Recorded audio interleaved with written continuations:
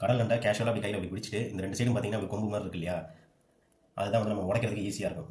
கரெக்டாக அந்த சைடு இப்படி பிடிச்சிக்கிட்டு உள்ளங்கையில் வச்சு இப்படி பிடிச்சிக்கிட்டு இந்த கொம்பு மாதிரி இருக்கிறத பிடிச்சி இப்படி ஓப்பன் பண்ணோம் அப்படின்னா அழகாக அதோட அப்படியே மேல் ஓடு அழகாக கிளம்பி வந்துடும். இதை அப்படியே போட்டு எடுத்து சாப்பிட்லாங்க. அதை இப்போ இப்போதைக்கு நம்ம ஓரமாக போட்டுருவோம். இது வந்து வாய்ப்பகுதி. இந்த வாய்ப்பகுதியை அழகாக அப்படி திருக்கணும்னா வந்துடும் கையோட. அதுக்கப்புறம் மேலே பார்த்தீங்கன்னா இப்படி ஒரு படிமண் இருக்கும். இருக்கிறது ஃபுல்லாக அப்படியே தூக்கி இழுத்தோம்னாவே வந்துடும் கையில் ஈஸியாக அப்படி வந்துடும்.